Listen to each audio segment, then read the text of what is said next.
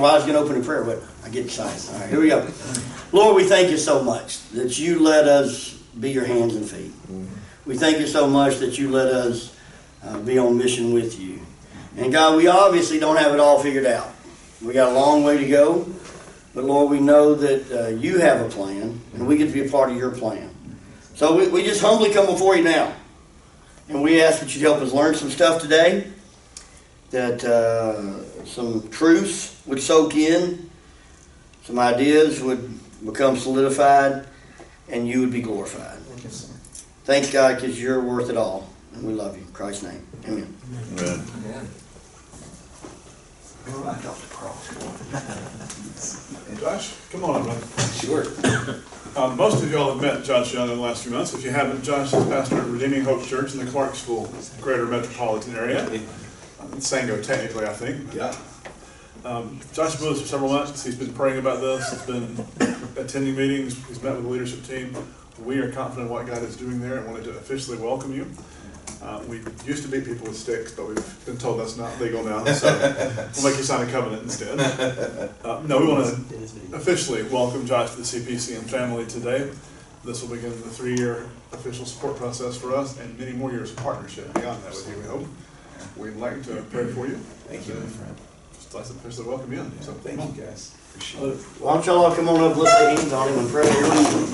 Ask God for mighty work in Sango. Is that like the real name of the town area, or is it like a slango? It's called the Southern Suburban Borough.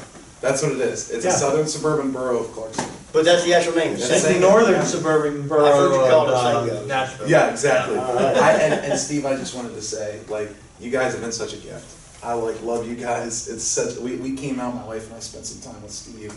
What was it? 6 months ago, right before launch. 6 months ago, yeah. Right before launch. And Steve answers the phone when I call. Has been an incredible gift of friendship. And How did you accomplish that? I don't know. It's God's grace, but you guys are like brothers, and it's awesome. It's a gift to drive 2 hours out here and see you guys. So thank you. That's what they all say. It's a gift to drive 2 hours here. All right, Rick, you want to start us, and I'll close. Anybody wants to jump in? I will. Father, we come to you today. We thank you for the opportunity we have to be your people. We have been adopted, we have been chosen, we have been welcomed into your family with open arms. Lord, you reached out to us while we were still a mess, and we are grateful for that. Today, God, we get to pass them that grace along. We are praying for Josh and the folks there in Sango. Lord, may Redeeming Hope be a bright light, a multiplying church in that area. God, give Josh deep anchors in your word. Give him wisdom to lead his family well, to love his neighbors well. And God, we do expect you to do amazing things through this new church because you're an amazing God. Yes. You get the glory, you get the credit, we just get to celebrate your goodness. God, I thank you for my brother Josh. Thank you for his heart. And it is super cool to see just his passion and his desire. He's on fire, and he is just excited and ready to see you move where he is. And so I thank you for his obedience, for his willingness just to learn and to surround himself with like-minded men who are on the same mission. And so I pray that as 6 months into it, as the next 6 months roll around and the years to come, God, that you continue to bless him, bless his family, God, and just bless his church. Lord, we know that you will bless those who are obedient and who are willing to follow you. And so I pray that you just continue to give Josh a humble heart, that you just continue to work in him, to move in him, and just to continue to use him to multiply and influence those who are around him. God, we thank you that you're not done with us yet. We thank you, Jesus, that you're still working in people's lives and you're still empowering and equipping leaders to lead the disciple-making process. So we want to pray earnestly and energetically for Josh, that he would continue to lead in the position that you put him, and that, Jesus, you would be multiplied through his life, that he would be a conduit for you, and that the people that he's able to minister to and the people that would come and hear and the congregation would go out and see and demonstrate and talk about how deep and how high and how wide and how tall your love is for us. Thank you, Jesus, for all that you do and for all that you're doing in this world.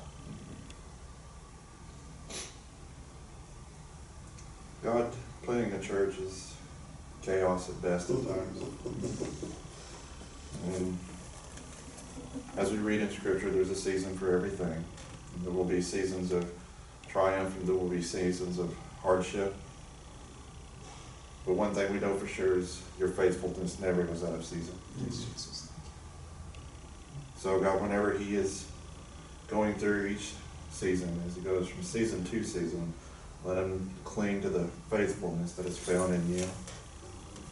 We thank you, God, that when we struggle, when we question, when we doubt, when we celebrate, there you are. Yes.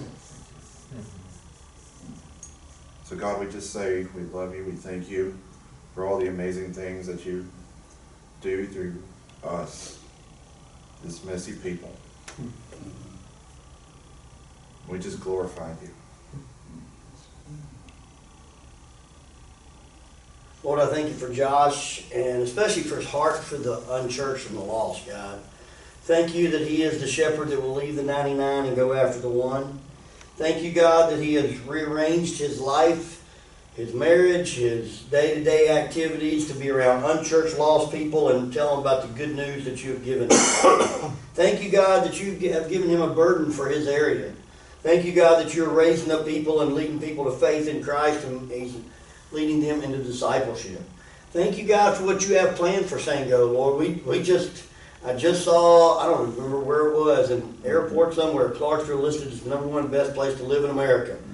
So I guess you brought Josh there in advance, so when the millions come, Lord, he can just see millions come to faith in you, and you'll be the next David Cho or whatever, and be writing books about him 30 years from now. Not because he's brilliant, but because you stuck him in the right place, and he was faithful. And so we thank you for him and his wife and their vision. And Lord, I pray your protection from the evil one. Yes. Lord, we know Satan wants to steal, kill, and destroy. And there will be temptations of pride when things go well, and temptations of doubt and fear when they go wrong. Protect him from that stupidity, and let him know that you are the one that brings the results. He is called to be faithful, passionate, and obedient. And I pray, God, he would do that. And Lord, I pray that you protect him also from temptation, Lord. Even though none of us in here are going to win any beauty contest, Lord, Satan will still send some gals our way and some temptation our way, Lord. We see it all the time, brothers in the Lord fall into the temptations, and Lord, I pray protection over all of us here, God. We are but men of flesh, and definitely no better than King David. And if he can fall for Bathsheba, Lord, we can fall for Beersheba or whoever might be around. So we just pray your protection, and just pray that we'll get to see mighty, mighty things done in the name of our King Jesus in Clarksville, St. Go, Tennessee. Amen. Amen. Amen. Sorry. I had Bathsheba, but I couldn't think of a female name. That Beersheba is all I got. Queen of Sheba. You should have said Queen of Sheba, Bathsheba, Queen of Sheba. That would have been better, right? Right. I appreciate that. Thank you, guys. Oh, mercy. Okay. Well, today we ask Erik and Lewis to come speak on something that is definitely on the forefront of reaching unchurched people at this time. That's campuses. Church planting is our passion, but at the same time, campuses and with live preaching, video preaching, there's so many different options out there. I've been blessed to know Erik, I guess, 17 years now, something like that, kind of crazy. Got a chance to do his evaluation, assessment, back in the day when an assessment was you sitting down with somebody for 4 hours and asking them questions, and nobody ever said no because nobody wanted to look somebody in the eye and feel bad about it. Yeah. Unless Lewis might have the guts to say no. I tried. I would known to be mean. Well, they should have sent the guy. I tried to say no to one guy, and they said no, he's got to go anyway. So at any rate, I was not good at assessment, so therefore I think that they did.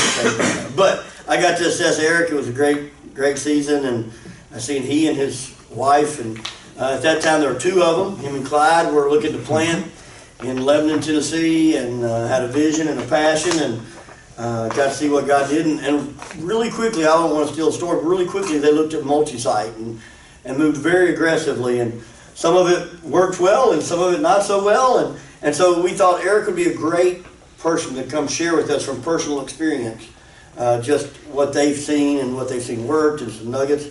And then Lewis, for those that don't know Lewis is the church planting strategist for Tennessee.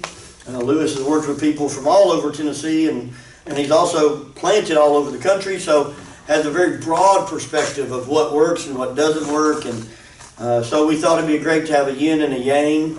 I don't know what that means, but I've heard it sometimes. It sounded cool. And so we're going to ask Lewis to talk first. So Lewis, if you'll come share, and then after that. Actually, I think Erik and I are gonna kind of tag team a little bit on. Okay, whatever y'all want to do. If you want to pop on up there and have fun. Yeah. Well, y'all are on video, so you got to stay between what? Hey, Rick, how wide does the video go from where to where? Are you saying I'm fat? It doesn't go high enough. I'm not saying it. I'm just saying We're good. You're tall. You're tall.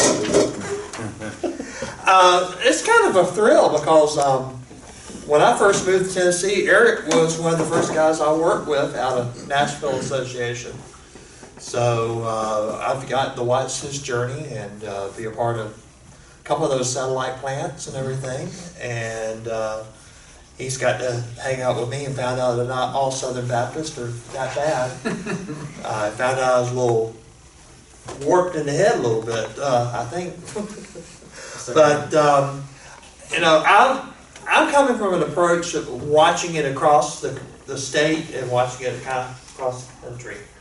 And I'm hoping this thing's going to work. There you go. I got a bunch of, It changed. yeah, there it goes. Kind of talking about satellite model. One of the things is, you know, a lot of people think this is a brand new approach. This has been around. Matter of fact, one of the first off-campus, off-site things that I worked with as a college student was what we called an indigenous satellite congregation. And it basically was a church doing services in a mobile home park. And we called it a satellite. It was an off-campus deal. I think they kind of like college students going there to preach because it gave us practice, and those people were very long-suffering with us. I still like to go back there someday and really, if some of them are still alive, to apologize for some of the sermons and the work. We also call them preaching points, too, where they were people who we knew could not come to our facility, or B, just didn't feel good coming to our facility. So anyway, but satellite model occurs when a mother church duplicates themselves in another location. And when I say duplicate, sometimes it's not the complete mother, and it's not a complete twin, but they duplicate a lot of their healthy DNA. When you say, Erik, that would be a lot of their healthy DNA in another location. Worship service in different location, reinvent itself. What they mean is it basically take the healthy DNA, but maybe put it in a little different style. Will often attract pioneer leaders from the main campus. This is not a place to go dump those leaders that you don't want on your main campus.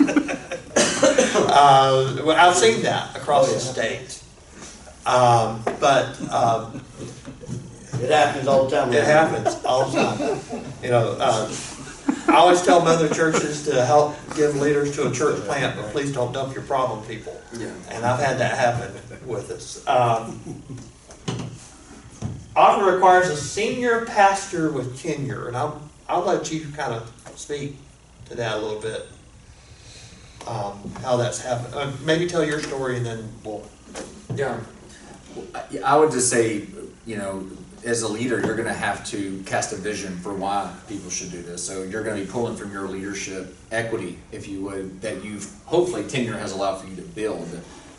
You know, it's one thing to have a great vision, but they want to know, can they trust the person who's saying, hey, this is what we're going to do, and here's why we should do it. So I would agree with that tenure, and it's not just tenure, but it's tenure with a track record of faithfulness, making good leadership decisions is what's going to help get people bought in to making that move. Yeah. How when y'all did when y'all went from the Mount Juliet, Lebanon, and y'all went into Providence that time, and then Hartsville. Yeah. How long had you been with them?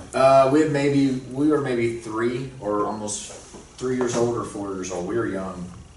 But you had bought ownership Yeah. with that because it wasn't. And we started with that. We started saying from the beginning that we wanted to multiply. So that was a part of the early DNA. Yeah, and I like what Erik said, you know, trust of making some healthy decisions. Let me just tell you from my experience, I have seen across the state some pastors who are very early in their pastorate at a church say, hey, we're gonna start campuses. And they have jumped on it because it's a hip thing to do at the time, or they're wanting to do it because they're wanting their church to kind of look like they're part of the big boys. The problem is that trust factor was not there. And when the first time something went wrong, it was just sour. Kevin, you were kind of part of one of those down in Athens, where trying to do a satellite, but there wasn't that equity built in with that. They used some of the leadership and administration and budget. I really say, you know, let all the administrative stuff happen on Mother Campus, because you've already got trusted leadership there. The budget's there. Y'all had the elders, and the campus's elders were the elders from the mother church, wasn't it? Yeah, we weren't ready. If I'm jumping ahead of you. No, you go. No, you're good. You're good. I would say one of the things that we didn't have worked out was how are we going to govern over multiple campuses. We were just thinking about the practical on the ground, you know, having worship services, getting people involved, you know, going down the line. What we didn't think about is from an oversight perspective, how are we going to do this? We're an elder-led church. And so we had a campus that had no elders going to it, you know, so we were having to work through some of those things, which eventually led us to put elders on the ground there. I remember some of those conversations at Steak and Shake in Mount Juliet over that. Yes. And that's something you got to think through, is what is going to be your leadership. If you do multi-site, you know, how are you going to govern? Because it's just like a church plant. It is. You don't have developed leaders from the harvest immediately. So you've got to have some leadership. People who are handling the budget, people who are handling the administration. And I'm going to say this to you guys in this room, most church planners and most campus pastors don't have an administrative bone in their body. On the flip side, the administrative people have to understand the vision and really understand what you're trying to do. Because I've seen where the administration has also killed a campus because they're not understanding that vision of what. This one I can't say enough. Excellent communication mechanisms. Agreed. Y'all have started video, and kind of share. I'd like for you to kind of share y'all's journey, how you got to that point, because you know early on y'all didn't do video. Yeah. We so we've had a little bit of our story is we planted 2 campuses years ago. One in Mount Juliet. We're in Lebanon, so we planted one in Mount Juliet, and we planted one in Hartsville. The one in Hartsville succeeded, was doing well. We ended up planting it off as an autonomous church. The campus in Mount Juliet didn't get traction, but there's reasons for that. We were meeting on Sunday night at a different church. We didn't have a big enough core group. Like there was just, and I can go into some of these details in a little bit. But when we planted Mount Juliet again this past year, 6-7 years later, we started with video because we knew we had a large enough core group of people coming from Mount Juliet to Lebanon that we wanted to try to keep everything as same as possible when we sent them back. One of those being the teaching. Bobby Harrington, he's a guy who wrote a PhD in this subject. I was of the opinion that video doesn't work at all. I was just like, video doesn't work. And not in our area. In our area, I know it works in some places. And he was like, what makes you think that? I was like, well, just because it's more suburban, rural. And he was like, yeah, it works everywhere if it's done right. And I was like, I'm not sure about that. And this is the question he said to me. He said, here's the question you have to ask yourself. He says, would your people rather have someone else as their pastor, or would they rather have you as their pastor and just not be able to shake your hand every day? You see what I'm saying? And he says, do you think the people of your church would rather have somebody else as their pastor, or would they rather go without shaking your hand? Meaning, they can be at a distance and not have to see you. And that for me was one of the flips. I was like, I think most people would rather me still be their pastor than to have to shake my hand every week, because they don't shake my hand every week now, right? But we've transitioned into a hybrid model, not just video only, because we have found in our context, there's a real value of having somebody on the ground there who is preaching with regularity. And so when it's vision stuff, where it's like, hey, I need to be communicating to everybody, we go video, and then we sprinkle video in addition to our teaching team. So we have a teaching team model. Yeah, explain that to us. Teaching team model. What do you mean? Yeah, we've got 4 or 5 guys. 3 of us, two of the other guys besides me, I would say, are very strong teachers. And then the other guy is somebody that we're trying to give more reps to. We're building up, but is gifted. And so what we do is we meet every Monday. We prep together. We plan together. Even if I'm the only one preaching, we do it together. We work through the text. We work through how does this speak to our congregation, our context. And then I'll write the sermon on Wednesday, right after we do sermon prep on Monday. Or if there's 2 of us preaching, if I'm preaching here and somebody else is preaching there, we work together on writing out the sermon to stay as close as we can, yet personalizing it, making it our own. And then we preach. And so what we've done is we've got a preaching schedule, and we've got in advance who we know is going to be where, but we always prep together, even if it's just me preaching and we're doing video. And what I've seen across Tennessee, the most successful campuses or satellites are with a preaching team or a prep team. That even if they're not preaching, they know what the series is, they're working with senior pastor. It's continuity, big time. Yeah. And even if, there might be a guy there preaching, the people know that he spent time with senior pastor. So everybody's on the same track. Yeah, they know that if they go to the other campus, they're getting the same message. They're getting the same message, yeah. Brentwood does this. So I'm sorry, I just want to connect the dots between the PhD, who said, hey, would they rather you be the pastor and just not shake your hand, or the other method? How do you guys connect the dots then? What's the perception of the campus congregation? Because they're seeing a person, right? Yeah, there's a tension. Yeah, there's a tension to manage. We still know that if they were just showing their cards and being honest, they'd rather me be preaching every week. But there is something, there's something that they also value in having someone there live and in person, including me, right? It's not just me at Mother Campus. We don't even use that language. But here's the wrestling match I had. We've got some really gifted guys on our team who can preach. And there was a weekend where I was literally sitting in the congregation with my Bible open, my notepad out, watching this individual preach. And I thought, man, I don't want to lose this guy. I don't want somebody else to snag this guy up. Even though the Lord may say, hey, guy, I'm sending you elsewhere. And here's the thing that hit me. The only thing this person loves our church, loves our team, is a value. The only thing that would lead this person somewhere else is just not getting opportunities to use their gifts. And that's when, for me, I was like, so I'm going to have to make a choice. I know most people would rather hear from me, But what would I rather have? Would I rather have, because it's not an ego thing if a pastor's like, hey, no, it's just me. It's a decision for what's best for that congregation, right? If it's video only for the main senior pastor, I think that's fine.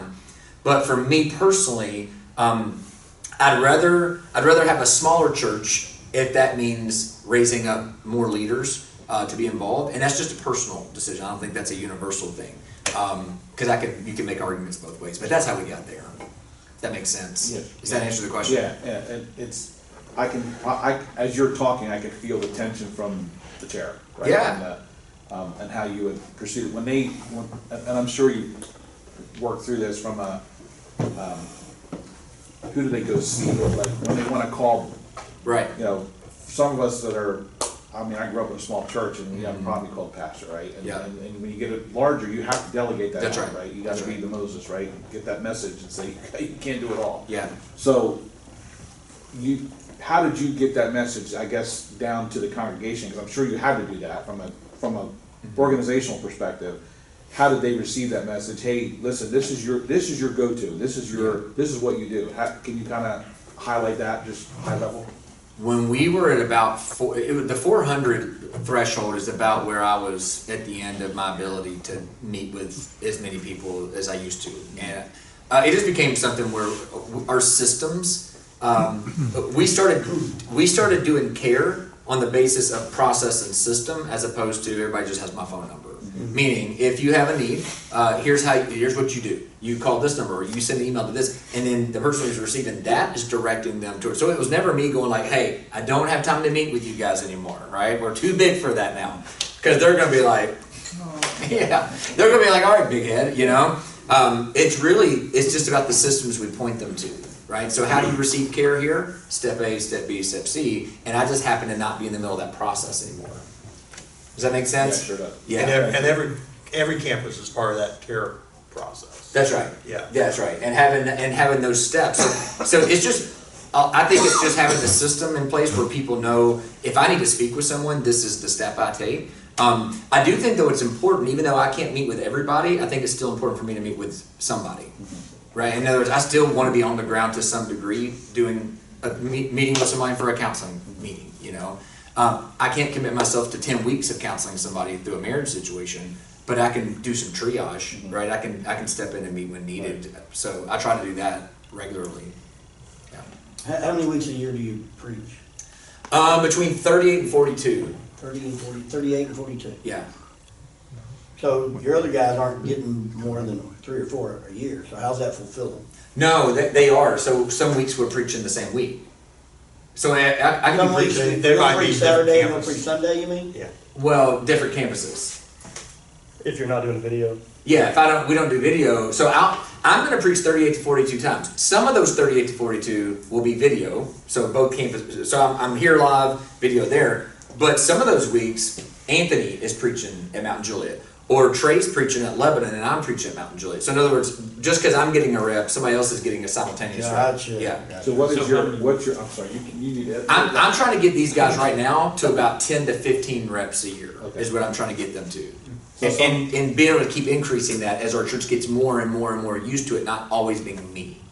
In Knoxville, we actually have a church that they have 3 campuses. There's the senior pastor, but then there's 2 teaching pastors under him. They actually do what I call a shuffle, where he'll preach on main campus 2 Sundays, and then he'll move, and all of them get exposure. Mm-hmm. But he does what you do at certain points of the year for important stuff. Yeah, everybody Everybody does the same thing, or they do video. Yeah. Because of he wants to connect. But his thing is he's got 2 great guys that he's afraid I'm going to steal them away as church planners. He tells me not to come to Knoxville anymore. But they're preaching, but they're sharp guys. And that's the thing about this model is you can develop some sharp speakers. Yeah, I think Multisite gives you a chance to actually to raise up more leaders. It gives you more preaching opportunities. Yeah. I mean, here's the thing. I mean, if you're at one site and the pastor preaches, 50 out of 52 weekends a year, how many preaching opportunities are there? a year? Two. There's two. And if you go multi-site and you preach 45 of the year, even if you're all video, you've just opened up 2 spots, 7 weeks out of the year where somebody's got to fill the pulpit. So even if it's minimal like that, it still increases more opportunities. And of course, if you go teaching team, then you just multiply that even more. But yeah. I was just gonna ask how often you're at the other campuses. So the Mount Juliet campus is 9 months old. So we're just now incorporating me being over there live more. So it was all video, then sprinkling in more live teaching from other guys, and now we're getting to the point where it's like now I'm going over there live some. It's still just a tension. We don't want it to be abrupt for the Lebanon campus that all of a sudden it's like, I'm out of there, right? So it's a balance. It's a tension and a balance that I think it's like the old frog in the pot analogy. It's like we can't just throw the frog into the boiling water. Like we got to slowly bring our church to a place where they're very used to anybody being anywhere at any time. Mm-hmm. Services all at the same time? We have 4 services at our Lebanon campus. One is on Saturday, one's at 8 in the morning on Sunday, and then the 9:30 and 11 in the Mount Juliet has 9:30 and 11. So they mirror each other in that way.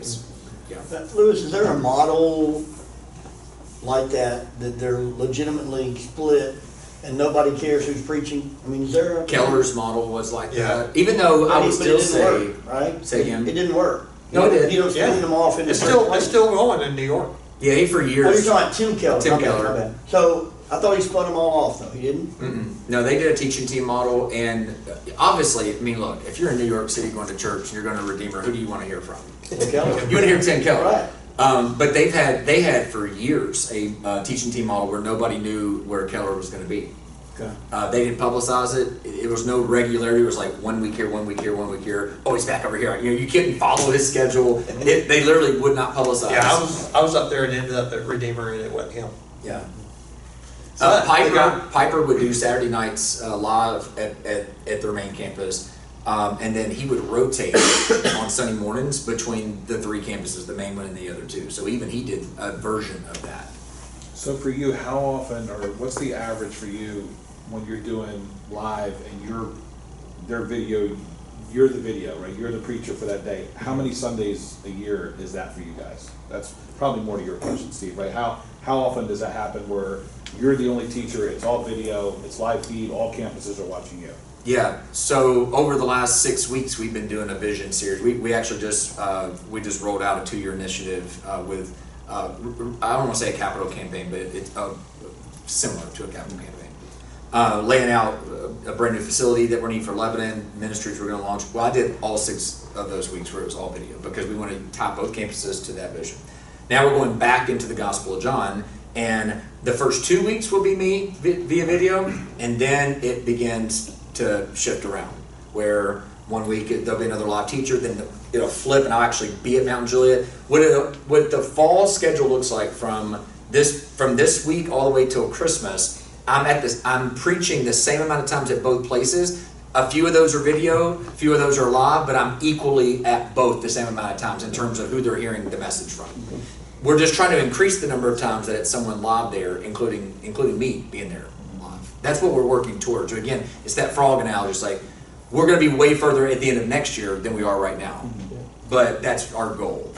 How many campuses do you have? We have 2 right now. You have 2. Yeah. I was going to ask a question for both of you.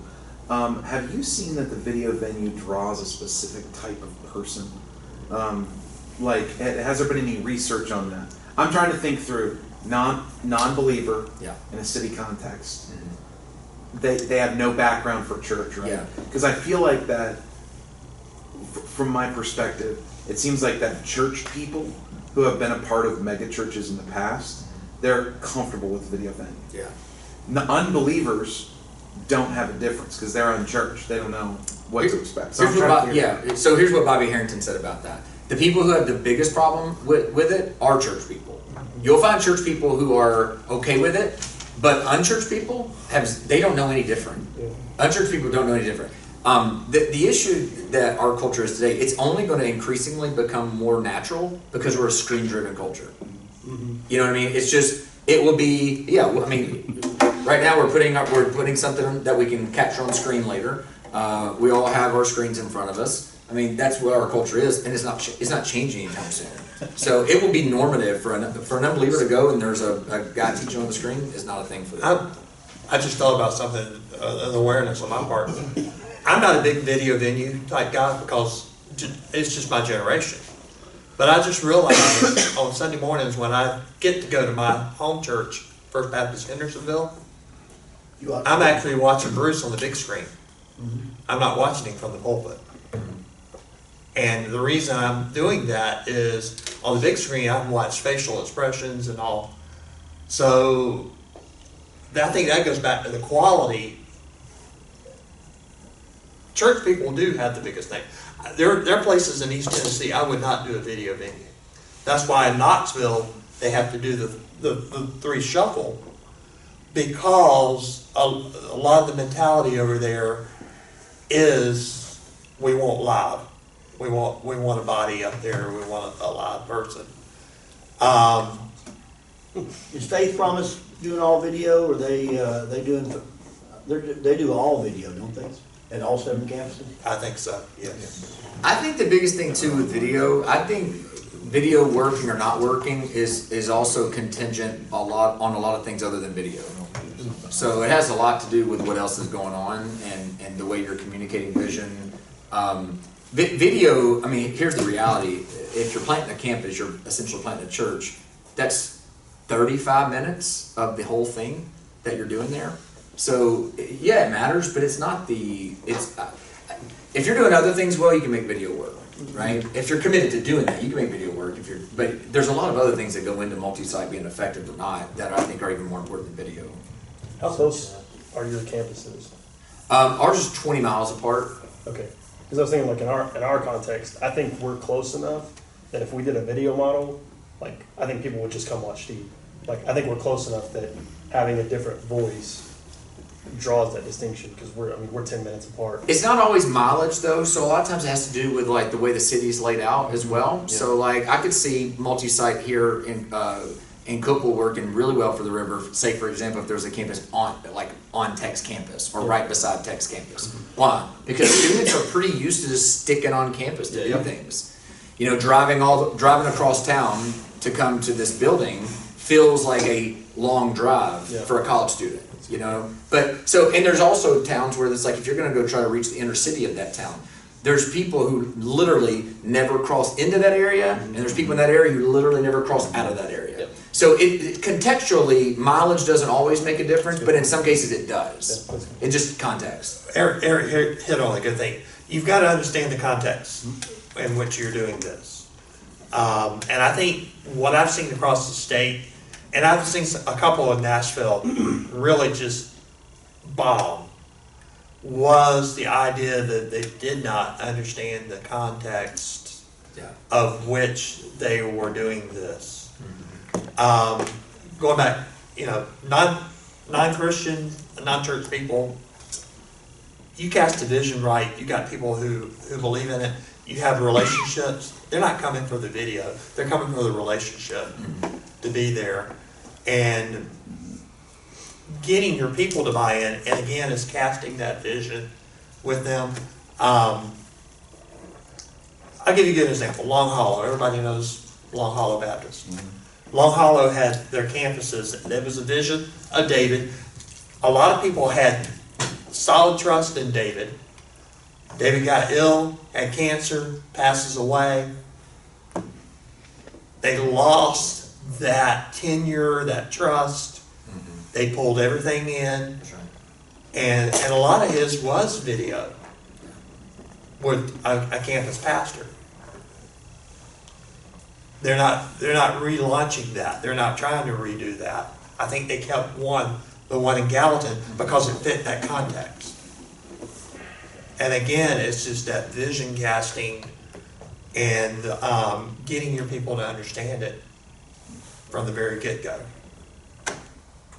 That Bobby Harrington guy, what you said he did some PhD level research. I could send any of you guys, That would be you may awesome. email you the PhD dissertation? Yes. Rick Burnett. Rick, send me your email, and I will email you guys his dissertation. It's actually really readable, it's really helpful. And one other question as it relates to him, did he look at the amount of people, was there any correlation between video venue versus live preaching as it relates to the amount of people coming to faith at a campus? Yeah, he gets into that stuff as well, Does he? I believe, yeah. Did he know, do you remember any correlation there? No, multi-site in general tends to reach more newer people, right? Because because why? What's part of the DNA of the multi-site?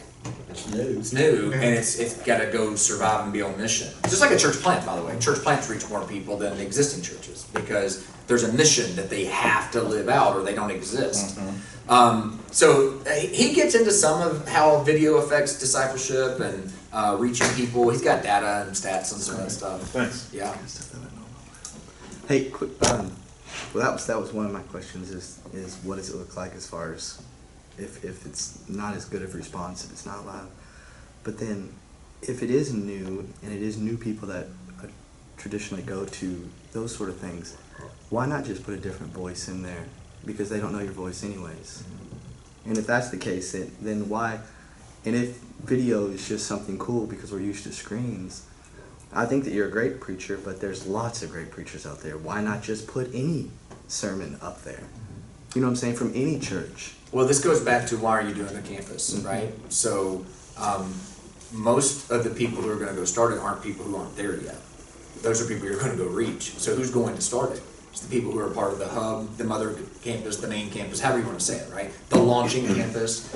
Well, how are you going to get 200 people or 300 people to go from this existing building that's got all the resources for their kids and their students and they've got parking, they're not setting up and tearing down, they enjoy their small group. How are you going to get them to go to the town where they live, probably, which is why you're doing it, rather than driving past other churches to get to yours, which they call home, they love, they've been transformed, like life changes happen. How are you going to get them to go? That's why oftentimes video is used, because it keeps everything the same for them and just lets them live on mission in their hometown. So the voices the voice needs to be the same for a lot of those people, because if not, that's the whole reason why they're driving there to begin with, right? So that would be why you would not necessarily have a different person. We got into this when you were gone. We do a teaching team model. We do both. We do a hybrid.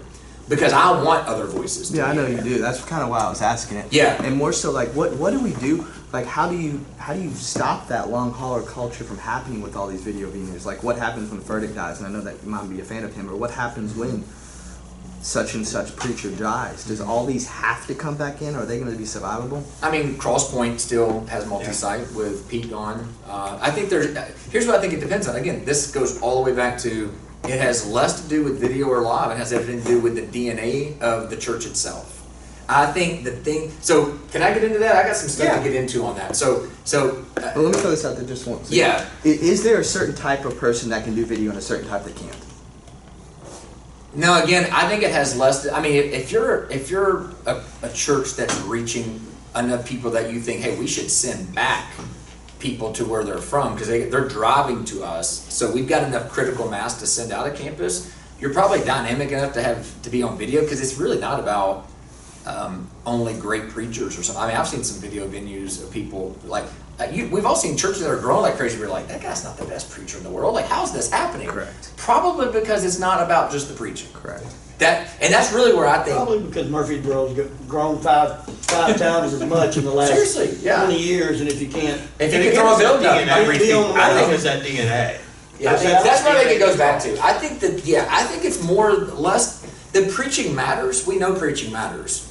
But it's preaching in addition to everything else that church is, that I think is what makes some churches more of what they are.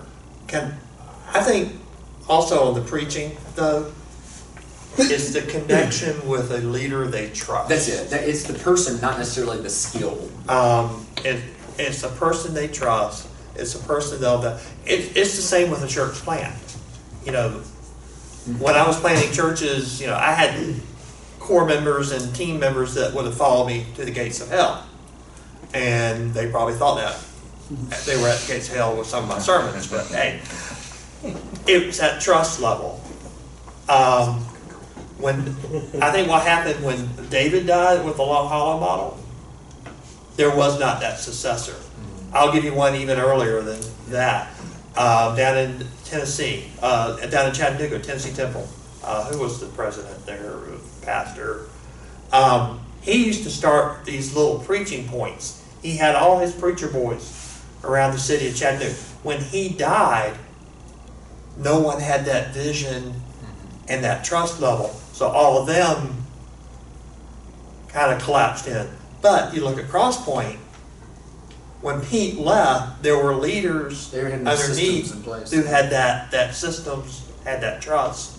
Yeah, Everything. there's a couple things on that too. I don't think it's Multisite alone that has to ask the question what happens when the leader's gone, because that's more. It's more to do with the church's health in general. But then too, I think it's also okay for us to say there are times and seasons where God raises up people and blesses, and sometimes those seasons pass and it's a different season. I mean, look, you ever heard about what Spurgeon's church looks like right now in London? They had to build a wall to close off the whole worship space, and now it's just a little bitty sliver of what used to be where the Prince of Preachers preached. In other words, now when we say, wow, Spurgeon, his legacy's tainted because it didn't survive 200 years after him. It's like, well, no, I mean, God, for a season of time, I mean, within 2 generations of Spurgeon, that place was dead. You know what I mean? We wouldn't say Spurgeon failed. We would just say, I mean, there's just season. Yeah, there's a season. There's just a season. I think some of the people like Furtick and others would say, hey, if there's a ton of lives changed in this season, then God was glorified. And we can't be responsible for saying success looks like 100 years from now it's still going. We don't control that. Can I make a leadership point here? I ask this a lot of church planners across the state. If you die tomorrow, who carries on the vision? That I don't know. That's a I question hope that needs Steve to be figures it answered. out. Who carries Steve, let us know. I mean, I'm only his elder, Who so. carries on the vision and the DNA? Yeah. Because, you could die tomorrow. Mm-hmm. I think I asked you that when we first met. It's a legitimate question, and I think it goes back to what Erik says, is the seasons, but it can be carried on if you invest in leadership. Yeah. I think, the campus is one way to develop and invest in leadership where we have guys in that pipeline who are gaining that leadership ability.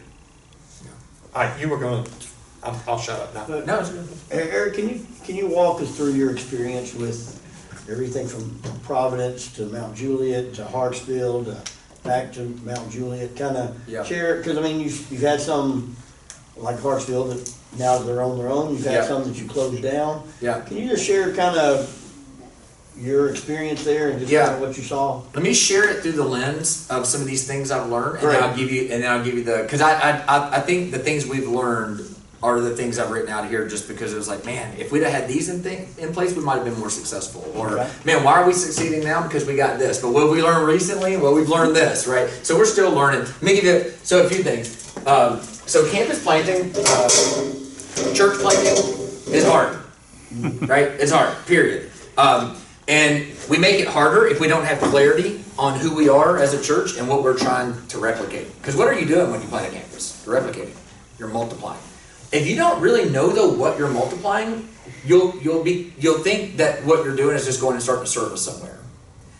Church planting can be that too. If you're not sure about what it is you're actually trying to do, you're just trying to plant a service. Is all you're doing, right? So here's this is going to feel really cliche, but I mean this. This is really important. You need to have clarity on as a church on these things. What is our mission, right? Why do we exist?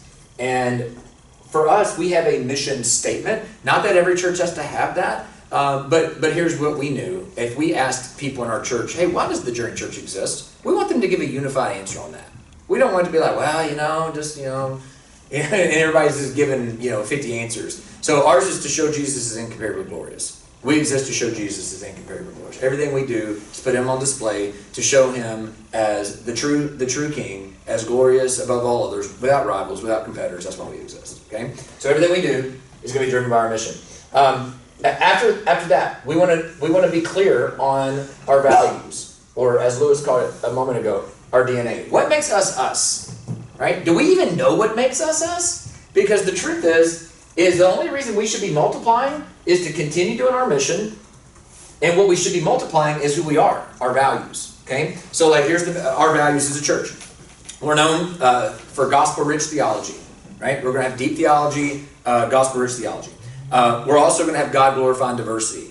Okay? We want to reach all kinds of different people. Black, white, rich, poor, young, old. We want to be a church that reflects that throne room at the end of days where all people are gathered, worshiping the Lamb who was slain. So God-glorifying diversity. We have mission-focused simplicity, meaning we're not going to have a gazillion programs just because somebody had an idea to do something. Mission-focused simplicity. We're going to be a simple church. We're going to know exactly what we're trying to do and why we're trying to do it. So when somebody says, hey, why don't we do this? Why don't we do this? Well, because here's what we value. We value keeping it simple. Right? Pompous free realness. Right? One of our values is pompous free realness. In the Bible Belt, people have enough, Pharisaic, church experiences. So we want to be real. We want people to come just as they are, broken, in a mess. We want and we want to be transparent as leaders about we struggle. We're looking to Christ, right? We pompous free, okay? And then Great Commission, inspired ambition. That's one of our goals, one of our DNA values.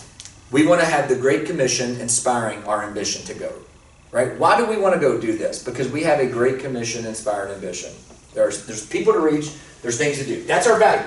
That's what makes up who we are. Okay, that's our values. You got to know that because that's part of what you're replicating if you plant something, whether it be a church or a campus. That's our values. Then we want to know what is our vision. Now here's the difference between. This is how we think about mission and vision as differently. For us, the vision is the mountain we're climbing now. Our mission is why we exist forever. It never changes. Our vision, it does change because we hope we actually get to the top of the mountain and say, we did it. We achieved it. Now what's the next mountain we're going to go tackle? That would be the vision that we're doing. Not everybody uses those terms the same way, but we know what we mean when we talk about that. Could you say that vision is how we are executing the mission at this particular time? That's a good way of saying it. Here's the vision God's given us for this season in order to be faithful to this mission. That's right. Yeah, we call it the hill we're climbing right now. And sometimes it's got a time frame on it. Like right now. A couple examples of this? Yeah, so right now, here's our vision. This is literally our vision statement. It's on our wall at church, and we talk about it all the time. By 2022, we are asking God. So we got a time frame on it, right? We're asking God. We realize it's not just about us. For 3,000, this is measurable, 3,000 baptized, self-feeding,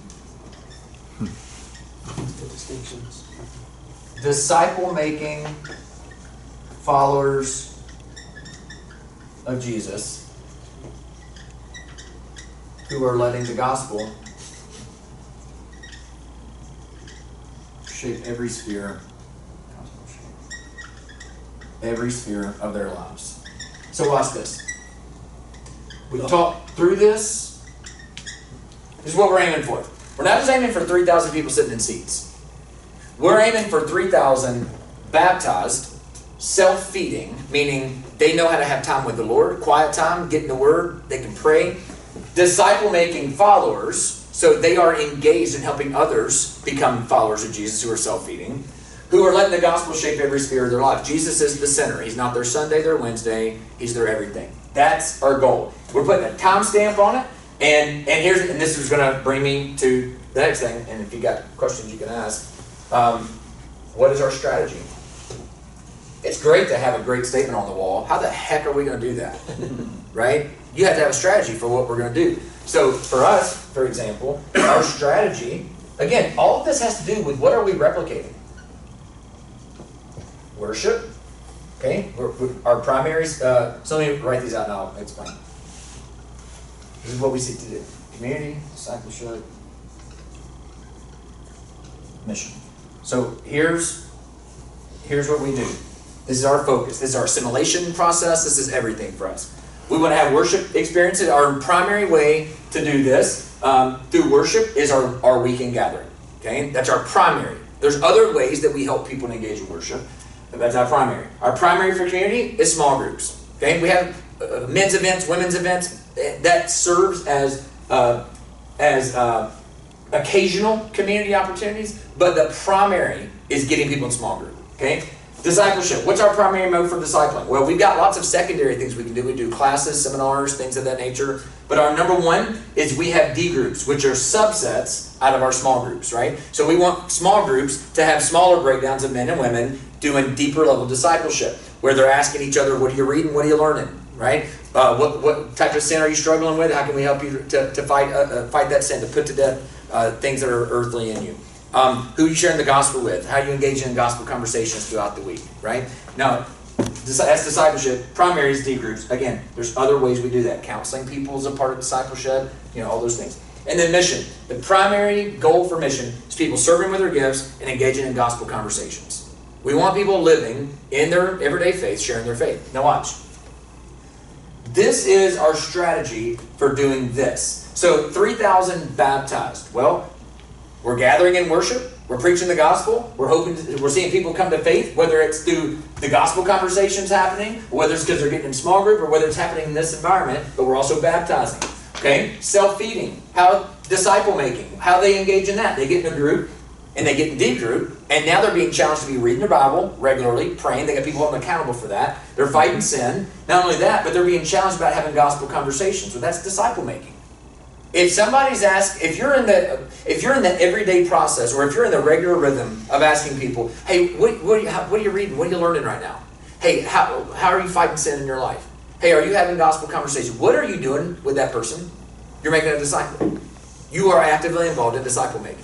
We think disciple making is teaching a systematic theology class for somebody, right? It's like, oh, he's a disciple maker. It's like, no, you're a disciple maker if you're helping somebody follow Jesus, right?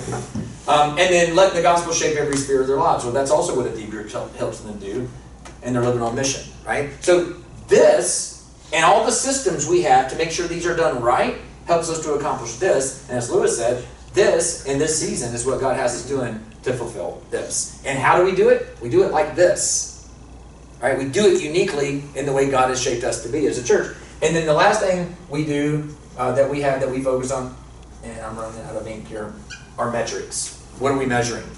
Whatever you measure, you get better at. If you don't measure, then you don't know if you're doing well. And so we measure things like getting guest cards, getting people assimilated, going to our Welcome TJC class, because that's the step that we use to take them to groups. And from groups, we get them to D group. From D group, we're tracking if they're having gospel conversation. Like, we measure those things to know, is it happening? Are we succeeding? Are we doing well? It's not just nickels and noses. It's all the other things that's a part of the assimilation that we're trying to track. So the reason I put all this up there is what I was saying is this. Planting a campus is hard, period.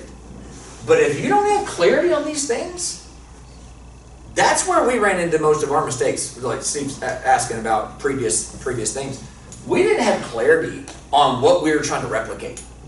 You see what I'm saying? We didn't have clarity on what is it we're trying to actually accomplish here. So here's the issue. If you get clarity, you can get alignment. And that's what you want your campuses to be. You want to be aligned. If you're going to try to send 200 or 300 people out to plant a campus, they don't want to feel like they just went to something different than what that they've been a part of. It's not that different's bad.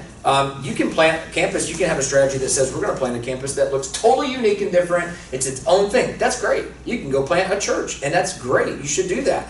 But a lot of people plant campuses as a way to keep reaching people just back where they live and in their area, right? That's how we do it. We had 200 plus people coming from Mount Juliet to Lebanon, and we're like, man, it'd be way better not only to send them back, but let them be on mission in their city by being there, right? So anyway. So if you were to break this down by vision and who's actually doing that, give us a guesstimate on how many you got coming right now on Sunday mornings, how many you have involved in out of that in small groups, how many you have out of that involved in small groups, discipleship, and D groups, and how many you have involved in. If you're saying all 4 of those are required to be on mission to meet this 3,000. Yeah, this is the strategy. So how many do you have doing all 4 of those right now? How many you got coming? Yeah, so we have 1,400 in worship right now, right? One of the reasons why we're capped is our building at Lebanon. So here's the deal. Here's what drove our recent decision to sell our building and to buy a new facility is because we knew we couldn't fulfill our vision if we didn't have bigger space to do it. We're using our space 4 services a weekend, 1 on Saturday, 3 on Sunday mornings, right? We're maximizing that space, but we're here. We can't do anything else with it. So because our vision is pushing us forward, we had to think through what are we going to do in order to keep reaching more people. So 1,400 in worship, I would say we've got probably 60% of that right now in groups. And if you're in group, the majority of groups are all doing D groups. So I would say 90% of those in groups are involved in D groups. Now, when you say D groups, are they meeting a separate time, or they're just doing Separate. it at the end of their small groups? Separate. So what we encourage, we leave flexibility because every group has their own thing. But what we encourage, if our groups meet weekly, which most do, what we encourage is just an every other week rotation. So 1 week is family gathering, everybody meets together. The next week, maybe the guys do D groups and the women hang out with the kids and stay together at the house, right? The next week, it's all the families, it's everybody together. And the next week, the men do D, or the women do D group and the guys stay with the kids. And we rotate so that everybody's schedule stays consistent because that makes it easier for the most part. But some people got flexibility to do different things. I'm just trying to understand the D group because I like the concept, but it sounds like it's just accountability amongst brothers. It's like an LTG. Remember the LTG groups? Life Life transformation groups? Yeah, it's just a once a month deal they're doing. Well, that's a part of, so it's once a month in the terms of the rotation of like your group night. But what we encourage D groups can get together anytime. Sure. It's a mandatory once a month they're getting together, right? But the key for us on D groups, so here's the reason for that decision. You can get people in small group. Here's the challenge. Small groups are anywhere from 10 to 14, right? Sometimes bigger, right? You know how that works, right? Sometimes they're like 20 people. Sure. There's the main thing for small groups really is building relationships, finding encouragement, having people who bear burdens with you. But there's things you're not going to say in small group if you're a dude or if you're a gal going through some struggles. There's just some things you're not going to say to the whole group, but you need to have relationships where you can say those things to. Now, I know some small groups that do a hybrid of a D group, which they break out men's and women. But what we have found is if you got 7, 8 guys in your small group going to guys breakout time, that's still a lot of guys to open up and say, hey, I struggle with pornography. We want it to be like 2 or 3 in a D group, right? So it's intimate, it's closer, but we don't want to have a whole separate system of getting people in D groups. So we want it to be a subset of the small group, so it's a natural relationship. Is this something that you don't talk about that from the pulpit? We don't talk about D groups from the pulpit. That's kind of funny that we kind of do the same thing right now, and so but we have like does yours have a time frame, a time limit? A D group where you expect the people that are being discipled to then start discipling and they move on to somebody else? You talking about the D group itself? Yes. We don't right now, but here's what we're hoping will happen, and we're going to try to coach on happening.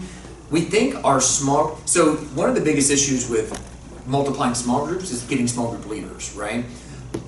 We're hoping that the D groups are going to actually give more people encouragement. That's like, I can lead a small group. Like, I'm growing as I'm learning how to actually be involved in discipling people. So we're actually hoping it will help us to multiply the number of groups. But right now, we don't have an expectation that you only do this for a little bit of time and then you move on. But we are hoping that groups will multiply, which will naturally do that. Like you'll starting. Do you have certain stuff you study in those groups? Like we walk through a discipleship book or a you mean in spiritual discipline book? Yeah. No, so what we do is we have basically a series of 10 or 11 questions, and the questions are it doesn't require a leader of the D group. It doesn't require a study or material. What we're asking them to do in D group is this: bring to the D group discussion what you have been reading in your self-feeding time, what you are currently praying about in your life, because what that is requiring is accountability to be in the Word on your own, and now they're sharing insights with one another. Then it's really a threefold focus. Our D group questions really are 3 categories: self-eating, confessing sin or fighting sin. What are sin issues? You need an outlet to be able to say, I struggle with this. And the third one is living on mission, right? Yeah. Sharing gospel conversations. Of course, there's questions like, are you holding grudges with somebody and withholding forgiveness? But those are really kind of the 3 categories. We don't require any Now, we're not opposed to somebody doing that, like a study, but we try to make it actually low level of an additional content. It's more helping them to be accountable for doing that. Yeah. Yeah, we walk through a book of the Bible together, memorize Yeah, and I don't think that's together, bad. and then at the end, if we have time, we discuss the book in Yeah. which we have them read, which is just a spiritual discipline. Yeah, maybe the D group agrees we're going to read this text together. or But our something like that. attempted goal is that after 6 months, I meet with this Multiply guy for every other week for 6 more months while he's meeting with somebody else for that first 6. You know what I'm saying? Yeah, I don't think So that's bad. I'm trying to figure out how to do that. What we're trying to limit is the number of days of the week we're asking people to do things. So that's why for us it's like, okay, that's a day of the week. This is another day of the week. We want, and that's the whole idea of rotating D group, small group meeting, D group, small group, because we wanted to keep the day and the time the same to not add another calendar event. That was our approach. But here's my whole point: is clarity on these things allows for alignment when you plan campuses. Because if you don't, that's where it's a mess. It's like, well, what are we supposed to be doing? And why are we doing this? But when you have these things, when you know why you exist, and we're planting our DNA into this area to live out this mission, to accomplish this vision, and we have a strategy for how we're going to do it. Those things were really important for us. I can give you a quick pros and cons list if you want to hit. If you're going to hit. Yeah. That's just and maybe even a couple of the other guys, Steve and whatever could interest. On the D groups and small groups, and we actually had another presentation a couple of months ago about the small group element of things. Summertime. Yes. Do y'all try to maintain anything through the summer? We try to tell our groups to meet at least once a month to get together. Some groups don't stop meeting, and some groups do stop meeting. We know some people who, some churches that have encouraged actually trying to onboard people into groups that will meet in the summer. So if somebody comes newer in March, April, or May, you don't want to tell them to wait till fall to get plugged into your church. So we try to. So what we're going to probably try to do next summer is launch a couple of groups that are going to be brand new groups for brand new people through the summer. But a lot of our existing groups just try to do an occasional get together over the summer. But we leave it to them. It's their discretion. Okay, gotcha. It's their discretion. We actually do the exact same thing. We leave it to their discretion. We encourage once a month. But, summers are busy. In Cookville, we only get 8 weeks for summer. Yeah, it's hard. So everybody's trying to get out as quick as they can. Yeah. So, yeah. And it's sometimes kind of a break for your host family too, if you're just doing once a month through the summer. Yeah. Because if they're hosting year round, sometimes that's kind of a breath of fresh air for them. Yeah, we do 2 big pushes, fall and, really August, September, and January are big connect months is what we try to do.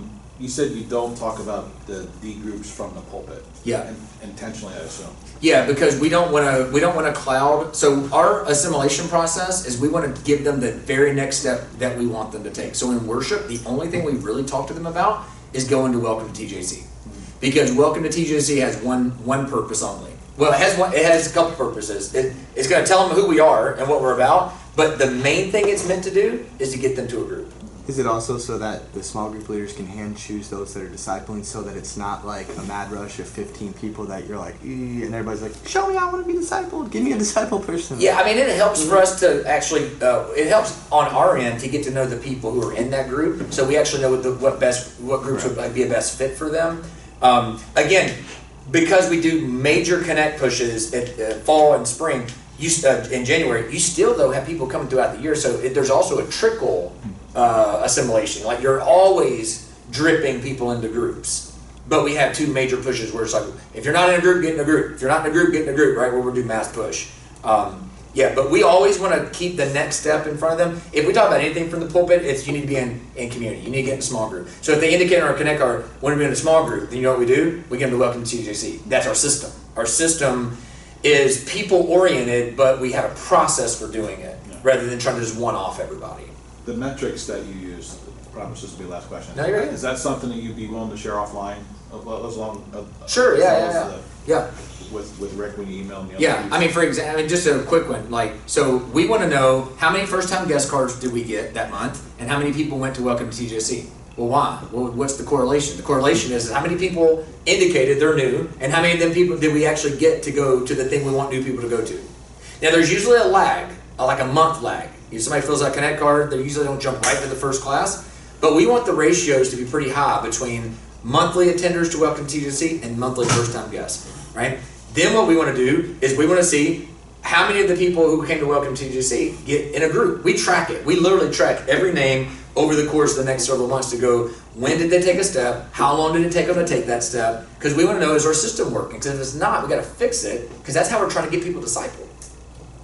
But I can give you more details on that if you want. Are your community groups and discipleship groups, for that matter, in terms of the nature of the group and the makeup, are they open, and are they for in a certain amount of time and then you cut it off, or is it just go on in perpetuity? And then also, second question, in light of your vision statement, can you explain the reasoning behind the idea of having community groups versus discipleship groups? I mean, why not have all D groups? Well, you could. That's an option. You have to have a system for onboarding people into a D group, right? I'll start with this question. Let's say your system is the same thing you're doing for small groups. You're asking people to take a pretty big step to go from a face in the crowd, sitting in your worship space, to an intimate relationship with 2 or 3 people that they probably don't know yet. So what small groups do is it builds the relationships they need in order to comfortably be in a D group. That's what we have found. There are some super Christians who are like, yeah, give me a D group, I want to go deep. Immediately I want to bare my soul. But most people, especially if you're reaching unchurched people, are not ready for that quick, right? Do you think an unchurched person, though, enters community group and gets the wrong idea? I can stay here rather than moving on to D group. No. So that's the small group. So that's the internal accountability of the small group. So think about this. If let's just pretend we're a small group, okay? And I show up to the small group because I got dripped in. I came to Welcome to TJC. Y'all meet every other week. Well, why don't we meet every week? Well, here's what we do on these weeks, right? A couple of the guys get together. We go to the coffee shop and hang out. Now, you could say, oh, okay, and hang out on the edge of that. But how long do you really think you can hang out on the edge of that and still be a part of this group every single month after month? It'd be really hard, and you would have to really fight against doing it, which would probably lead you to choose not to be a part of the group. But here's the deal. At the end of the day, as a church, we're okay if somebody leaves and goes, I just didn't want to do that. It's like, well, our mission is to disciple you. You know what I mean? So if it's a little bit uncomfortable and you choose to roll out on that, we're okay with that, actually, at the end of the day. You're okay with it? So you just leave them and they can come, they can't, y'all do membership? No, I was saying we're okay if somebody leaves because they didn't want to get involved. Yeah. Like they didn't stay at our church because we're asking too much of them to be involved. Okay. Yeah. Do you catch what I'm saying? Well, so what do you do with the 400 that aren't in small groups? We keep pushing them so we keep pushing them to here. Mm-hmm. The next step is to get them to here. And we just know for some people that's going to take some time. Like for example, let's say somebody came out of a church experience 5 years ago and just was so hurt, so burned, so upset. We don't expect if they show up to our church, which might be a huge step for them, we don't expect they're going to immediately just jump right in the group. In fact, they may need a year, 2 years to really feel like they can trust our team, trust our leadership, trust that this church is not what they experienced before, whatever that thing was.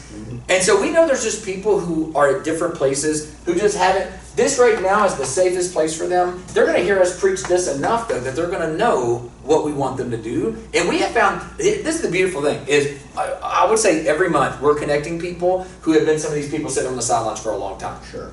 And so we're always willing for there to be a little bit of a gap, but what's the tension? The tension is we're always trying to close the gap simultaneously. Now, are you still checking everybody's giving? Didn't y'all check and make sure everybody that's a member gives? With membership, we encourage. Now, it's not, I wish I could say it's like, yep, we check it every 2 months. It's like, we spot check just to make sure, like, hey, how are we doing here? Is everybody being faithful? So you're not calling the individual out? We have, especially if it's a core leader, but. And the core leader would be like a small group leader? I'd say anybody that's leading a ministry, leading a group, yeah. Going back to the distinction between community groups and discipleship groups, just very quickly. Yeah. Is everybody in a community group, do they also are a part of the rotation of discipleship group? That every group also has. That's what's encouraged. Yes, because I would say it's just a part of what it means to be in a group. So rather than thinking about them as being separate, here's the rhythm of how our small group works. The rhythm of how our small group works is we come together the first week of the month and we eat, we hang out, we do sermon-based discussion. That's what our small groups do. We do sermon-based questions. And then from, 'cause I think that you were asking about what we do.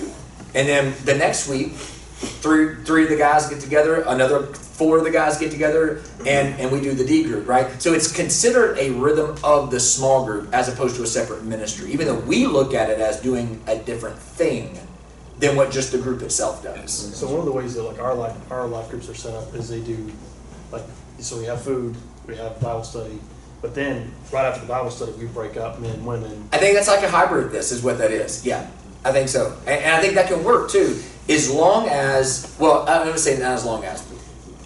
The reason a D group can be so effective is because these 2 or 3 or 4 are able to really press into each other personally. That's the thing you want to make. So discipleship ultimately has to be a very personal thing. Like we're discipling other people, we're diving in with them, right? So it can't just be, well, 7 of us guys break off from the gals and we just go, hey, what can we pray for you about? And it's just like, that's about as deep as it goes, and nobody's actually looking at this guy going like, dude, are you loving your wife well? Like, be honest with me. Because most dudes aren't going to say that with 6 other dudes staring at the guy. Mm-hmm. That's the only challenge you got to watch with because that's what we used to do, and that's what we ran into is you'll go a level deeper than what you did when everybody was together, but you won't press as deep as you would if it was just me and Jim and you getting together regularly. To the point where I was comfortable enough for Jim to look at me and be like, dude, tell me the truth.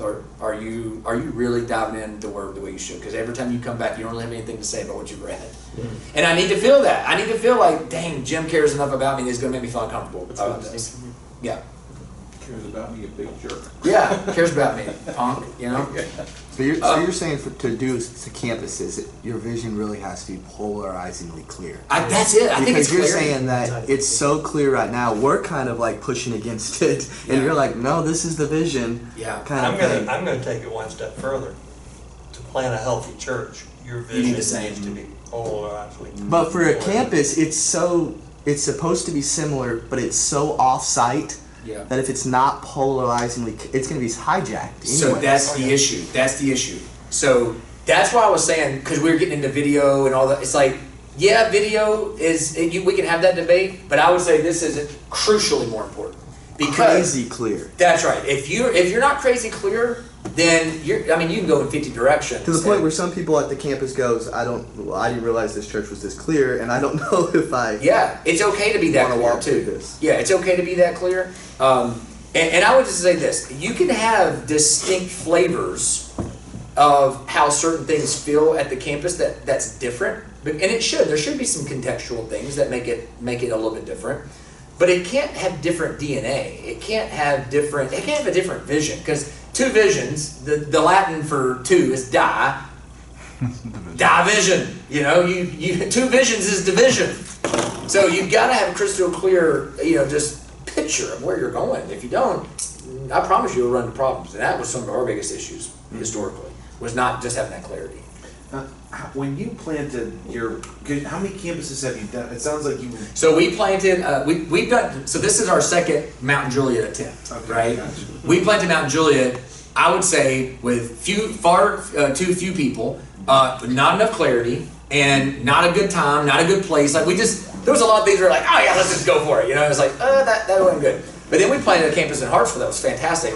Yeah, in Hartsville, which is a really rural area, about 25 minutes from us. Okay. And that was a success. We found, and this is what we ran into, no issues, no problems, it was growing, but we found that it would be better for that campus to become its own church. And we planted it off as such and have a great relationship with them. I've gone back and preached there recently, great relationship, but it was just the best thing for that to be. Is it still called The Journey? It is still called The Journey. Yep. Okay. Yep. My question was related to sending people and resources. Yeah. The first attempt at Mount Juliet versus second attempt. Yeah. How many people did you send the first time versus second time? There's your difference. And how much money did you send? And then how many indigenous people did you get that didn't know Jesus before that got in? That's what I'm really curious about is the ratio of sending people versus indigenous people that are unchurched. So The first time we did it, we sent 25, 30 people. So we did a church plant in the form of a campus plant. I mean, that's a church plant. I mean, you know what I mean? 25, 30 people, like, yeah, it's a core group. Yes, that is. We sent over 200 this next time. Okay. So we started with critical mass, and I was going to say this. I think that's a huge key. It's not when we sent Hartsville, we sent 30 people too, and it survived. It's not saying you can't do it. It's just hard if you start with a small core group, because it's not going to feel. One of the pros of a so this is I can give you a pros and cons list, but one of the pros of planting a campus is usually it has way more resources and horsepower than a church plant has, because it's got more people and money that can go behind it. Yeah. You know what I mean? Like, that's one of the benefits of it, is you can go plant something with a lot of horsepower that with a church plant, you're usually just scrounging. You know what I mean? People and money. Don't y'all know, right? Scrounging is a word. Yeah, scrounging. Yeah, and we sent nothing but Mountain Juliet people back to Mountain Juliet. So they're all indigenous to that area. Now we're just able to start reaching people who are in Mountain Juliet, not having to drive to Lebanon to be a part of our church. How many non-Christians did you have that came to faith, or unchurched, de-churched people in the 200? I'm really curious about that. Well, so our 200 were all Christians from our Lebanon campus, right? Now, we have since then reached many families that are resident Mountain Juliet families. We've baptized 4 who are new believers now in the first 8 or 9 months. So you but we want to see more than that. Okay, gotcha. So you baptized 4. So you saw 4 people come to faith. Yes. Since you launched with the 200. Yeah, in January. And then how many people would you say maybe are de-churched or were unchurched that are now coming? Well, it's a mix. I mean, so Mountain Juliet is a growing area, so we're reaching a lot of people who just moved to the area. That was one of the reasons why we planted there. It's just how fast growing. So we've got some people who come out of a de-church context, but the majority of people are people who have just moved to the area. But it freed up space in your existing campus to reach more people too. Well, it did. And that was another benefit and we backfilled what we sent out. So regardless of where how many people are coming now? To the Mount Juliet campus, 250 to 265-ish, on a week. So there's 50 basis. to 60 people plus that are indigenous, whether believers or new people or whatever. Plus the main campus growth. Yeah, plus the main campus growth, which is about 200. Yeah. He said it filled back up. Yeah, our main campus backfilled. We didn't believe that would happen, but it did happen. With how many? And I'm sorry to get so detailed about. No, about 200 more people. Yeah, so. How many non-believers or unbelievers, de-churched, unchurched? Well, out of those 200, I'd say half were coming from an unchurched, de-churched background. Okay. So our Lebanon campus is always reaching people. I mean, our Lebanon campus has a lot of momentum behind it. The Mount Juliet campus is like a startup. It's just still, even with 200 plus people, it's still really hard work, because our name isn't even known in Mountain Juliet. Like, you was just talking about West Hills, nobody knows who they are in Lebanon. How long have they been there? 30 years. Yeah. Nobody knows who that church is. Well, we're kind of in those shoes in Mountain Juliet, because we're brand new to that area. You know, we're trying to get to know, people to know we're here, we're there. So you wouldn't suggest doing a campus on a very small level? It can be done. Just know it's really hard. It's just hard. It's hard because what you're doing is you're trying to replicate something that you're doing with not a lot of people to replicate it. The only place I've seen campuses work in a small level are very low income, close to poverty areas. Our area is past poverty. We're way down in poverty. Where the expectation of large is not there. Okay. Yeah. I would agree with that. We've got some of that working in Memphis, where they're in Section 8 housing, low income apartments. It's a hybrid of house church campus. Yeah. But they're all tied back to a main campus. They do everything y'all do. Yeah. It's just the bells and whistles. They don't send as many people. I think they send a team of 5.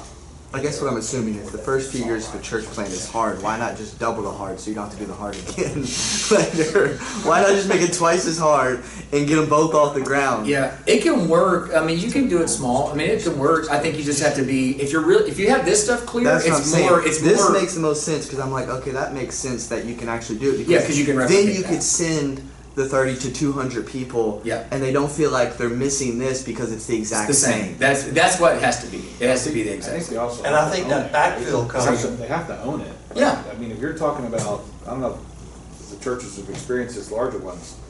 I mean, if you take 50 people, right? Yeah. It's okay, you're all coming from this area geographically, and it makes sense, the Lord's leading us Yep, to send you do back. something there, send you back to your community, be missional in your community. If they may know this, but if they're not owning it, like you own it as a pastor, like you bleed this. Yeah, that's right. And if they don't half bleed it, they're gonna get discouraged pretty quick and come back to the main campus. So Is I've that got, part of people's experience here? let me give you my four keys I think are really huge, and one of them gets to what you're just saying. And I'll give you a rapid fire pros and cons list, and I'm done. I'll shut up. Must have a strong leader. Number one reason why campuses struggle is they don't have a strong leader. Let me tell you what Larry Osborne told me. He told me this personally, and I didn't believe him, and I learned it to be true. He said, you cannot put, you got to hear the heart behind this. Don't take this to mean what it doesn't mean. But he said, you can't have a shepherd in that role. It's got to be a leader. Now, here's what he's saying. He's not saying they don't need a shepherd. He's saying, if you put a person whose natural bent is to be a shepherd, as opposed to someone who's a leader, it will not work. It's got to be a leader. It's got to be somebody who can go get things done, who can say, here's the hill, follow me. If you don't have a leader, I'm telling you, it's going to struggle. Because where's the leader at? The other campus. The other campus. That's right. The second key is what he was saying. Vision casting has to be constant. Because here's why. It sounds fun until you're 5 months in and you're pulling chairs out and you're setting pipe and drape up and you're doing kids' rooms from hallways. Sounds fun until you're doing that. And so if you're not keeping the vision white hot on this is why we're doing this. Let me tell you what we do. We do a huddle pre-service before every service and at Mount Juliet. And after setup, and the team leader, campus pastor, will say, let me tell you why we just did what we just did. Let me tell you why we just spent the time sweating at 6 a.m. to create kids' rooms out of these hallways. Because God's going to impress upon someone's heart today to get up and to bring their family to church.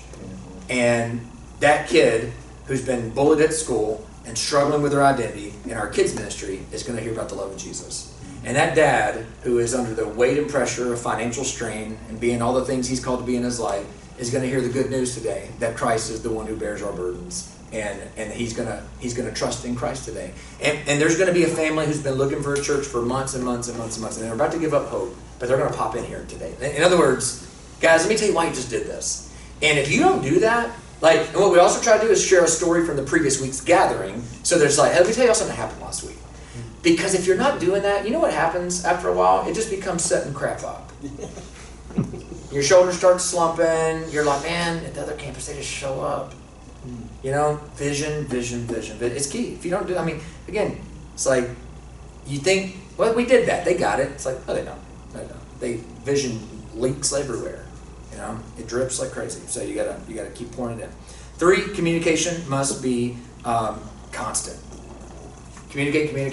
And you just said it a while ago. If you're not communicating, that campus starts feeling like they're on an island. They start feeling like, oh, well, that campus over there makes all the decisions, and we're just out here, floating in the breeze. Communicate.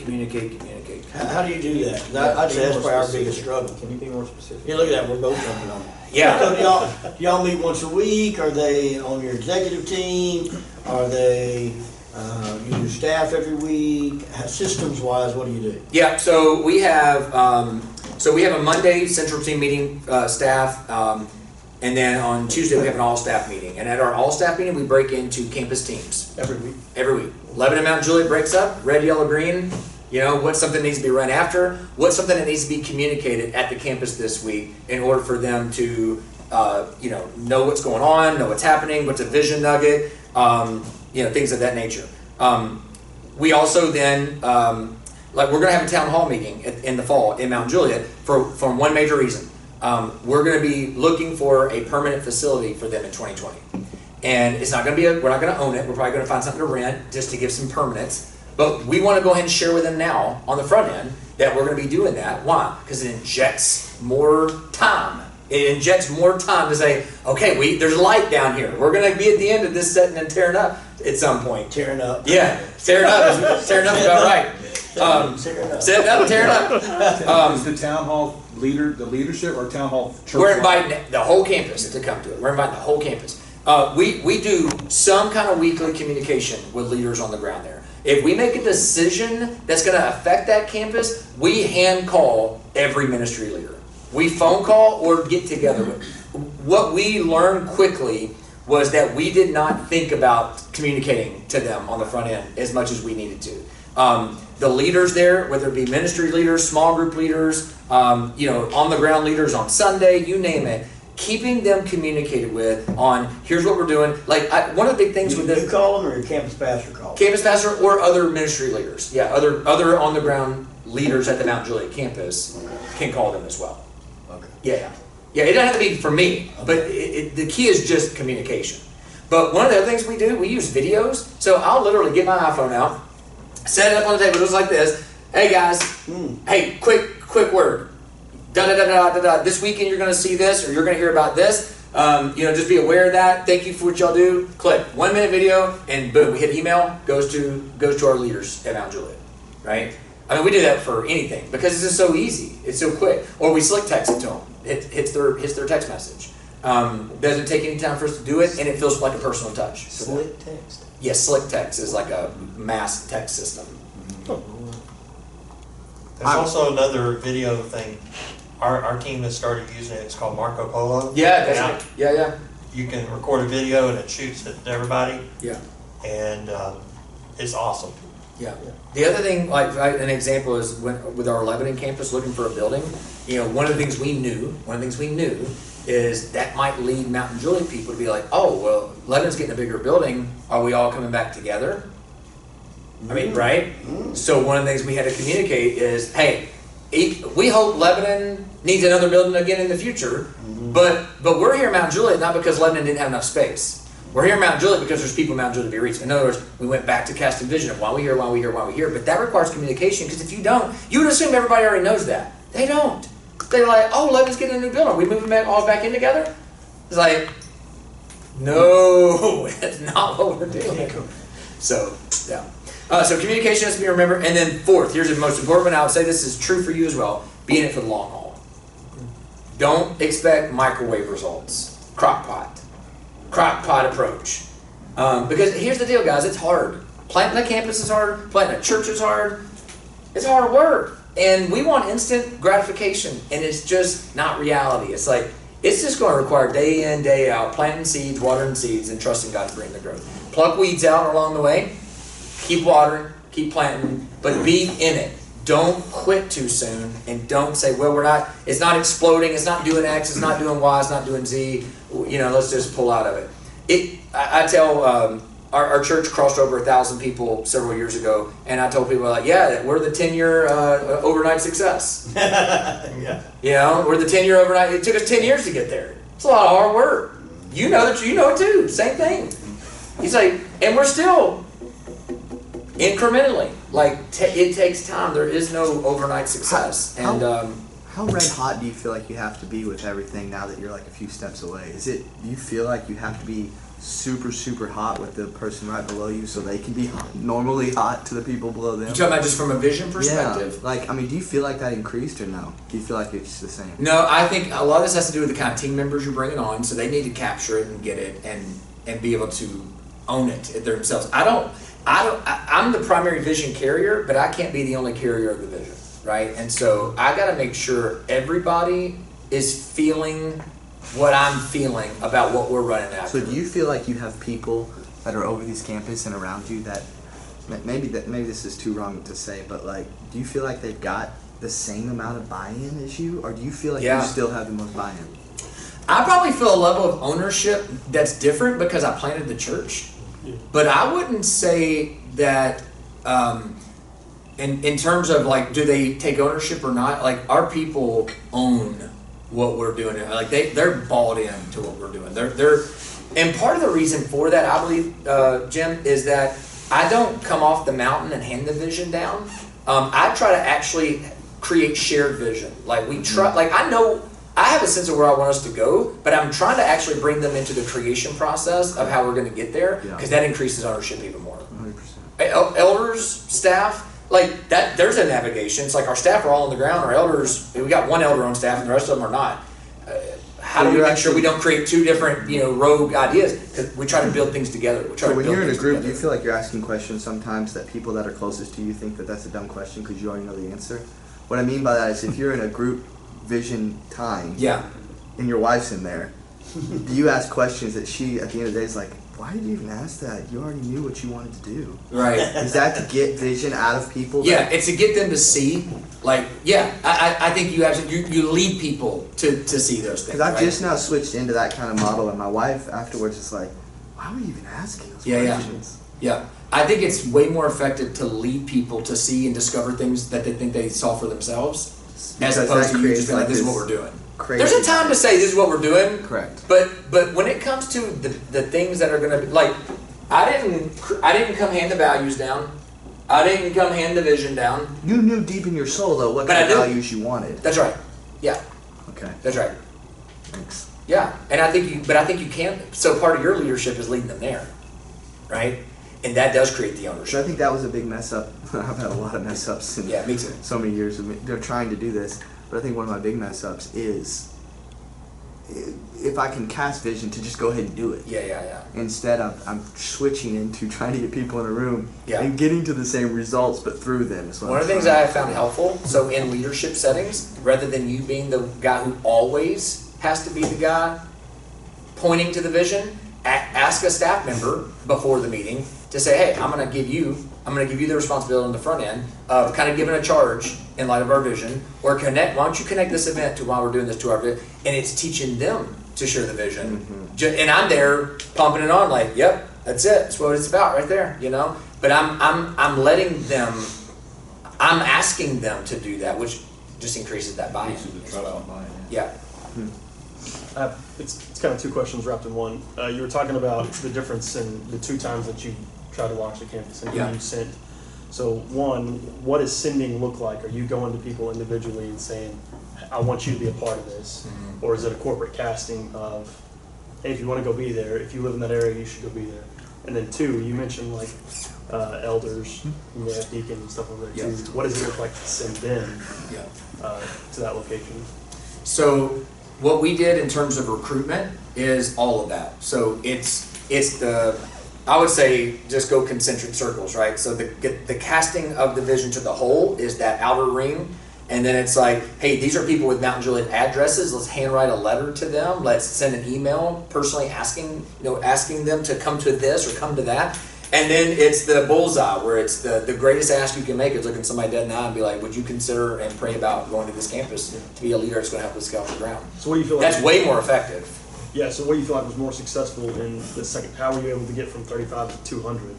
That's a huge jump. One is we just have more people to send. Well, that's, yeah. Honestly, we had a little bit more critical mass that we could send, which was important for us. Yeah. Two, I just think we were better at talking about this. So there were enough people who embodied and understood these things that when we said, hey, in order to do this, we're going to do this, they were like, well, let's go. We live there. Yeah. You know what I mean? Like, we live there. So we can help make this reality and be a part of that. So I think it was a little bit of critical mass. I think strategically communicating and casting the vision. You measure, you make heroes out of the thing you want to see repeated, right? So like with anything, what you celebrate is what will be replicated. So what do you celebrate? We celebrate people who take big steps of faith and say, we're going to go on mission. Well, those are the heroes of our church, the people who do that, And so you got to find a way to keep doing that. So sending like elders and that type of leadership. Yeah, so we have elders. So two of our elders go to that campus because they live there. Okay. But we strategically do things where the elders will go there just to be there. So like we commissioned 2 new elders recently, and so we did one commissioning at the Lebanon campus one weekend. And rather than videoing that, we actually went the next weekend to the Mount Juliet campus and did it live on the ground as well. Yeah. Just little things like that. Did you have to, how far in advance did you have to think about money for this? Because 200 people leaving is a big chunk of resources leaving the main campus. Was that They're keeping the money. Yeah. so you're keeping the money, but it's being spent different. Well, the way we do our budget, so the way we did our budget was, we created what the budget would be for ministry on the ground in Mount Juliet, and we created what ministry on the ground is for the Lebanon campus, and then we have central costs, because so many of the things we're funding are centrally provided for. Yeah. Which is what, so pros and cons checklist real quick. Number one, helps church stay on mission. 2, it raises up new leaders. Guess what? When you have to send people out, some people that are being sent are becoming leaders who are never leaders. And when they leave, sometimes there's more leaders at the first campus that has to raise up. So you raise up more leaders. 3, it's cheaper than building a bigger building at the first campus. That's the other thing. It actually is cheaper than trying to build a bigger church. 4th, and the church is closer to where people live and they can engage with others. So it just makes it easier for people to reach people. I can go down the list, shared resources, things like that. Cons, it can leave people feeling disconnected from the former rhythms they were in. So that's why it's so important to communicate and make sure all these things are clear. 2nd, it's hard work and it's slow work. And here's the big abrupt thing. People who are coming to our Lebanon campus were just seeing large crowds of people gathered, a lot of energy, seeing people baptized, seeing people come to faith, just lots of excitement. And then they went to plant a new campus that isn't as big, is really hard work before we even get to have a worship service. We're sweating. Like, it's a whole different experience. Same DNA, but the experience is different. And if you're not careful, some people start feeling really like, wow, this is hard. Like, it was way easier to be at the other campus, and it is way easier. A 3rd thing is, if you're unsuccessful at planting a campus, or you have to shut it down, it not only costs you money, but it costs you leadership change. And the next time you try to roll a vision out for something you're going to do, people are going to look at you squinty-eyed, like, I'm not sure about that. So that could be a con. It can be avoided, but it can be a con. You just got to be aware of. So those are just some things I had. How many people did you hire for the campus? We had 1 full-time campus pastor, a part-time kids person, but we sent some of our other staff members to attend there on the weekends and be on the ground just to help, and they still do. So we send a little bit less than half of our team over there Every week? every week, How much different does the... and some of those team members rotate. How much different does a Sunday morning look at the campus compared to that? In terms of what we're trying to do, in terms of strategy for kids, strategy for students, and what we do in our worship service itself, 0. In terms of the environment, it's different because it's a school versus our building. Yeah, that's what we're at. Yeah, but we try. The service is the same. Worship is the same. Transitions are the same. Message is the same. Yeah. Our response time is the same. What their kids are learning is the same. What step we tell them to take if they want to get connected is the same. And welcome to TJC is on the same Sunday at the same service hour. Like, everything is the same. In terms of, literally, you could say, I'm going to rotate going to the Journey, Lebanon, Mount Juliet every week as a person. And you would not feel like it was a disjointed, like I'm hearing way different messages. I'm getting different signals here. It'd be the same. Did you launch your second? I think Mount Juliet was the second one. Did you launch it with 2 services or 1? 2. However, we moved it to 1. Really? We launched with 2 because we wanted to be prepared for what if, but we don't need to. And here's what we were finding: we were killing our volunteers. Have you? And 1 for us wasn't a retreat. It was like, no, this is actually help with momentum. It puts more people together. It's a better experience for people. And you just rotate volunteers weekly? We just set up a rotation for a once a month minimum, or once a month maximum, rotation. Which is what we do on Saturday nights anyway at Lebanon, because we do 1 service on Saturday night, so we have to have a rotation for that, for kids ministry, because we want to always have kids ministry for that. Okay, we need to wrap it up. Lewis, did you have anything else you want to throw in?